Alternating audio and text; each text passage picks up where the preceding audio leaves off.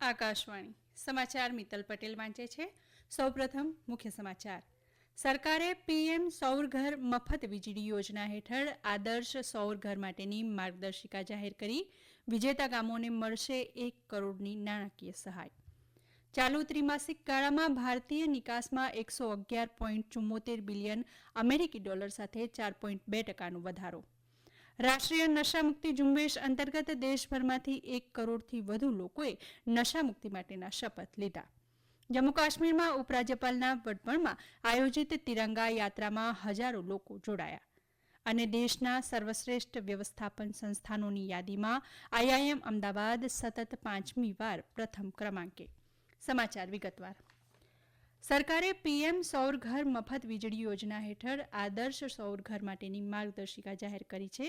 નવીન અને પુનઃપ્રાપ્ય ઉર્જા મંત્રાલય દ્વારા એક નિવેદનમાં કહેવાયું છે કે આ યોજના અંતર્ગત પ્રત્યેક જિલ્લામાં એક સૌર ગામ તૈયાર કરાશે. મંત્રાલયે જણાવ્યું છે કે પ્રત્યેક સૌર ગામ દીઠ ₹1 કરોડ જ્યારે કે સમગ્ર યોજનામાં કુલ 800 કરોડ રૂપિયાની ફાળવણી કરાઈ છે. વધુમાં આ યોજના હેઠળ 5,000ની વસ્તી ધરાવતા જ્યારે કે વિશેષ શ્રેણીમાં 2,000થી વધુ વસ્તી ધરાવતા અને આવક કરતા ગામોનો સામેલ કરાશે. મંત્રાલયે જણાવ્યું છે કે જિલ્લા સ્તરીય સમિતિ દ્વારા સંભવિત ગામોની જાહેરાત બાદ 6 મહિનામાં ગામોની પુનઃપ્રાપ્ય ઉર્જાની ક્ષમતાને આધારે ગામોનું મૂલ્યાંકન કરાશે. દરેક જિલ્લામાં સૌથી વધુ પુનઃપ્રાપ્ય ઉર્જા ક્ષમતા ધરાવતા વિજેતા ગામને ₹1 કરોડની નાણાકીય સહાય પ્રાપ્ત થશે. આ વર્ષે ફેબ્રુઆરીમાં સરકારે છત પર સૌર ઉર્જા ઉત્પાદનની ભાગીદારીને વધારવા તેમજ રહેણાંક વિસ્તારોમાં વીજળી ઉત્પન્ન કરવા માટે સશક્તિકરણ કરવાના હેતુથી આ યોજનાને મંજૂરી આપી હતી. ભારતીય આયાત નિકાસ બેંકના તાજા અહેવાલ મુજબ જુલાઈ સપ્ટેમ્બરના ત્રિમાસિક ગાળામાં વિદેશી બજારોમાં ઉત્પાદનમાં વધારો તેમજ ઊંચી માંગને જોતા ભારતીય નિકાસમાં 111.74 બિલિયન અમેરિકી ડોલર સાથે 4.2%નો વધારો થયો છે. અહેવાલ મુજબ બિન તેલીય નિકાસમાં અગાઉના ત્રિમાસિક ગાળાની સરખામણીમાં 6.26%નો વધારો થયો છે. આ વધારો વર્ષ 2024-25ના બીજા ત્રિમાસિક ગાળામાં પણ યથાવત રહેવાની શક્યતા છે. જોકે અહેવાલમાં પશ્ચિમ એશિયામાં કટોકટી અને ભૌગોલિક રાજકીય તણાવને કારણે સંભવિત આર્થિક અનિશ્ચિતતાને જોતા નુકસાનના જોખમો અંગે ચેતવણી આપવામાં આવી છે. કેન્દ્રીય વિદેશમંત્રી એસ જયશંકર અને માલદીવના વિદેશમંત્રી મૂસા જમીરે વર્ષ 2024થી 2029 વચ્ચે માલદીવ સંધિ અધિકારીઓના કૌશલ્યવર્ધન અંગેના સમજૂતી કરાર પર હસ્તાક્ષર કર્યા છે. માલદીવની રાજધાનીમાં ગત 9 ઓગસ્ટના રોજ આ કરારનું નવીનીકરણ કરવામાં આવ્યું હતું. આ નવી ભાગીદારીથી જાહેર ક્ષેત્રે સંધિ અધિકારીઓના ક્ષમતાવર્ધન, અમલીકરણ અને પ્રાદેશિક વહીવટીતંત્ર સંદર્ભેની નીતિમાં મદદ મળશે.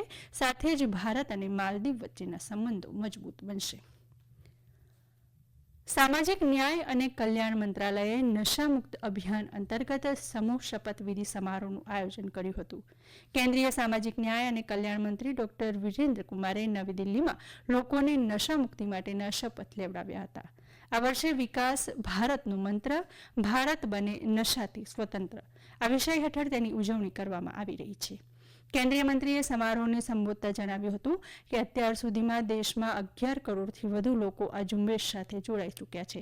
આજે આયોજિત આ ઓનલાઈન કાર્યક્રમમાં વિવિધ રાજ્યો, કેન્દ્રશાસિત પ્રદેશોની સરકારો, કેન્દ્રીય મંત્રાલયો, વિદ્યાર્થીઓ, શાળાઓ, કોલેજો, યુનિવર્સિટી, એનસીસી વિદ્યાર્થીઓ સહિત 1 કરોડથી વધુ લોકોએ ભાગ લીધો હતો.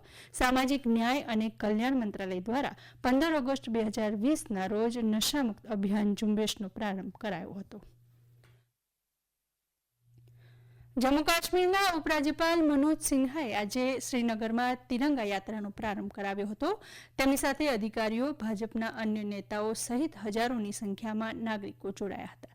આ પ્રસંગે સંબોધન કરતા ઉપરાજ્યપાલે જણાવ્યું કે જમ્મુ કાશ્મીરમાં હર ઘર તિરંગા અભિયાન જન આંદોલન તરીકે ઉભરી રહ્યું છે. ઉપરાજ્યપાલે જમ્મુ કાશ્મીરના શહીદો અને બહાદુરોને સમર્પિત એક લઘુ પુસ્તકનું અનાવરણ કર્યું તેમજ આ પ્રસંગે તિરંગા હસ્તાક્ષર ઝુંબેશનો પ્રારંભ પણ કરાવ્યો. આ સમાચાર આપ આકાશવાણી પરથી સાંભળી રહ્યા છો.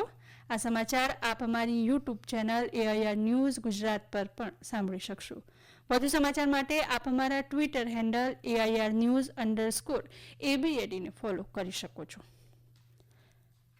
પશ્ચિમ બંગાળની સરકારી હોસ્પિટલમાં મહિલા ડોક્ટર સાથે કથિત દુષ્કર્મ અને હત્યાની ઘટના બાદ દેશભરમાં તબીબો રાષ્ટ્રીય હડતાળ પર ઉતરી ગયા છે. દરમિયાન દિલ્હીની એમ્સ હોસ્પિટલમાં ઓપીડી સેવા બંધ હોવાનું એમ્સ વહીવટીતંત્રએ એક નિવેદનમાં જણાવ્યું છે. જે દર્દીઓએ અગાઉથી નોંધણી કરાવીને સમય લીધો હોય તેમના કેસ લેવાશે, જ્યારે કે હડતાળ પૂર્ણ ન થાય ત્યાં સુધી નવા કેસ સ્વીકારવામાં નહીં આવે. આ નિવેદનમાં વધુમાં જણાવાયું છે કે તબીબોની રાષ્ટ્રીય હડતાળ વચ્ચે આપાતકાલીન સેવાઓ રાબેતા મુજબ ચાલુ રહેશે. દિલ્હીની રામ મનોહર લોહિયા હોસ્પિટલમાં પણ દર્દીઓને મુશ્કેલી ન પડે એ માટેના પગલાં લેવાઈ રહ્યા છે. રાષ્ટ્રવ્યાપી આ હડતાળમાં રાજધાનીની મોટી સરકારી હોસ્પિટલમાં સફદરજંગ, લેડી હાર્ડિંગ્સ અને મૌલાના આઝાદ મેડિકલ કોલેજના તબીબો પણ સામેલ થયા છે, જેને કારણે હજારોની સંખ્યામાં દર્દીઓને હાલાકીનો સામનો કરવો પડી રહ્યો છે. પ્રધાનમંત્રી નરેન્દ્ર મોદીએ કહ્યું છે કે તમામ એથ્લેટિક્સે ઓલિમ્પિકમાં તેમનું શ્રેષ્ઠ પ્રદર્શન આપ્યું છે અને દેશના દરેક નાગરિકને ગૌરવ અપાવ્યું છે. પ્રધાનમંત્રીએ સોશિયલ મીડિયા પોસ્ટમાં લખ્યું છે કે પેરિસ ઓલિમ્પિકનું સમાપન થયું છે અને તેઓ ભારતીય ખેલાડીઓના પ્રયાસોને બિરદાવે છે. ઉલ્લેખનીય છે કે ભારત 16 જેટલી જુદી જુદી રમતોમાં 1 રજત ચંદ્રક અને 5 કાંસ્ય ચંદ્રક સાથે 117 દેશોની યાદીમાં 71મા ક્રમાંકે રહ્યું. અમદાવાદની ઇન્ડિયન ઇન્સ્ટિટ્યૂટ ઓફ મેનેજમેન્ટને શિક્ષણ મંત્રાલય દ્વારા સતત 5મી વખત દેશની સૌથી શ્રેષ્ઠ વ્યવસ્થાપન સંસ્થાનનો ક્રમાંક પ્રાપ્ત થયો છે. શિક્ષણ મંત્રાલય દ્વારા આજે જાહેર કરાયેલી શૈક્ષણિક સંસ્થાઓની યાદીમાં આઈઆઈએમઈને આ સ્થાન પ્રાપ્ત થયું છે. આ અંગે આઈઆઈએમઈના નિદેશક પ્રોફેસર ભરત ભાસ્કરે આ સંસ્થા પ્રબંધ શિક્ષણ અને સંશોધનમાં ઉચ્ચ ગુણવત્તાયુક્ત શિક્ષણ આપવા કટિબદ્ધ હોવાનું જણાવી સતત 5મી વખત એનઆઈઆરએફની યાદીમાં સૌથી શ્રેષ્ઠ સંસ્થા તરીકે પસંદગી થવા બદલ આનંદની લાગણી વ્યક્ત કરી હતી.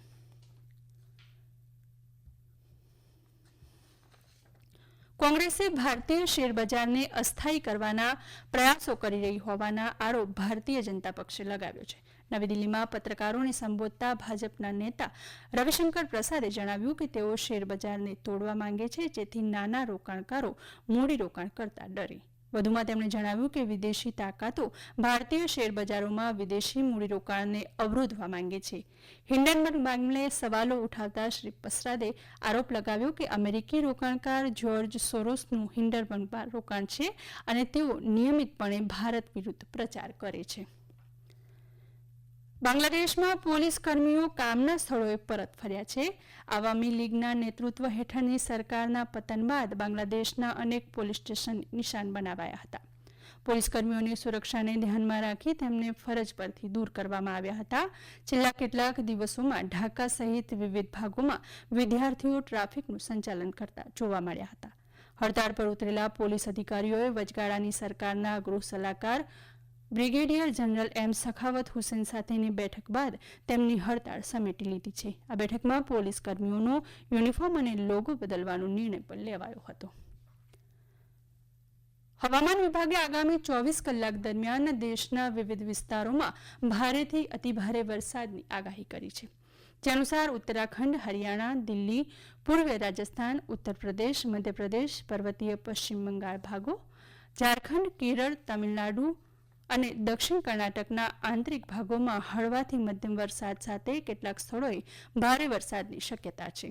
પૂર્વીય રાજસ્થાનમાં કેટલાક ભાગોમાં ભારે વરસાદને પગલે જળબંબાકારની સ્થિતિ સર્જાઈ શકે છે. આ ઉપરાંત તટીય પશ્ચિમ બંગાળ, બિહાર, ઓડિશા, વિદર્ભ, પૂર્વીય ગુજરાત, લક્ષદ્વીપ, અંદામાન અને નિકોબાર દ્વીપ સમૂહમાં હળવાથી મધ્યમ વરસાદની આગાહી છે.